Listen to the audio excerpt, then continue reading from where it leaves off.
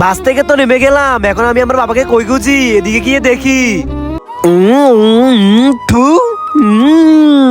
Uncle, আপনি আমার বাবাকে দেখছেন? বেটা, আমি দেখি নাই। আঙ্কেল, আপনারা সবাইকে আমার বাবাকে দেখছেন? না বেটা, আমি দেখি নাই। না বেটা, আমরাও দেখি নাই। ভাইয়া, আপনি কি ওনাকে দেখছেন? না, আমরা দেখি নাই। আরে বেটা শুন। জি আঙ্কেল, বলো।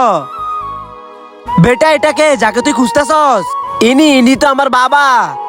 একে তো আমি কোথায় দেখছি লাগে। আরে এ তো ওই পাগলই। পাগল কই উনি? চল বেটা, জলদি করে চল, আমি ওনার কাছে তোকে নিয়ে যেতেছি।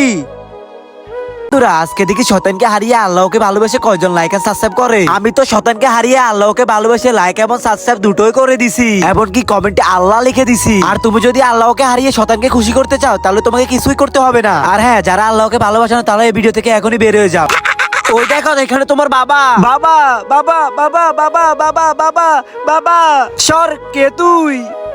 বাবা, এটা আপনার কি হলো? আর আপনার অবস্থা এরকম কিভাবে হলো? বলো না বাবা, বলো। বলো না বাবা, বলো।